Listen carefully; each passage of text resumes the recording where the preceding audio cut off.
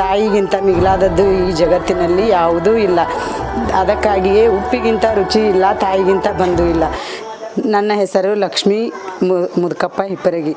ನಾನು ಇಂದು ತಾಯಂದಿರ ದಿನದ ಕುರಿತು ಒಂದೆರಡು ಮಾತುಗಳನ್ನು ಹೇಳಲು ಇಚ್ಛಿಸುತ್ತೇನೆ.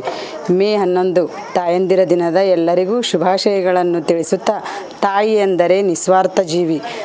ದಿನವಿಡೀ ರಜೆಯಿಲ್ಲದೆ ದುಡಿಯುವವಳು ತಾಯಿ. ತನ್ನ ಮಕ್ಕಳಿಗಾಗಿ ದಿನವಿಡೀ ದುಡಿಯುತ್ತಾಳೆ.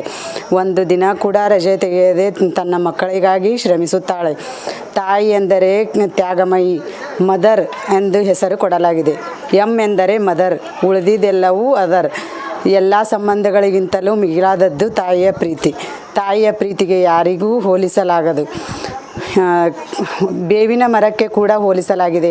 ಏಕೆಂದರೆ ಬೇವಿನ ಮರ ಯಾರೇ ಶತ್ರುಗಳು ಕೂಡ ಬಂದರೂ ತಂಪಾದ ನೆರಳನ್ನೇ ನೀಡುತ್ತದೆ.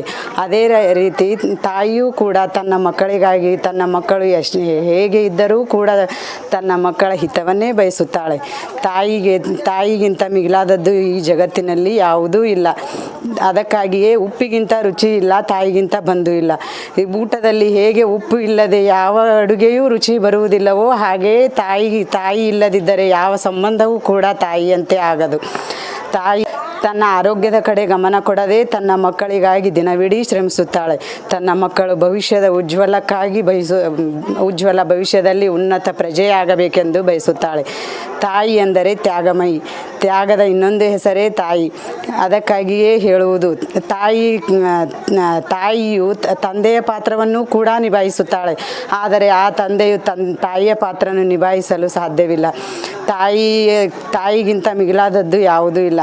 ತಾಯಿಯ ಪ್ರೀತಿ ಈ ಜಗತ್ತಿನಲ್ಲೇ ಶ್ರೇಷ್ಠವಾದ ಪ್ರೀತಿ. ಅದಕ್ಕಾಗಿಯೇ ತಾಯಿಯಂದಿರ ದಿನದ ಶುಭಾಶಯಗಳನ್ನು ಎಲ್ಲರಿಗೂ ಕೋರುತ್ತಾ ನನ್ನ ಒಂದೆರಡು ಮಾತುಗಳನ್ನು ಮುಗಿಸುತ್ತೇನೆ. ಜೈ ಹಿಂದ್, ಜೈ ಭಾರತ ಮಾತೆ.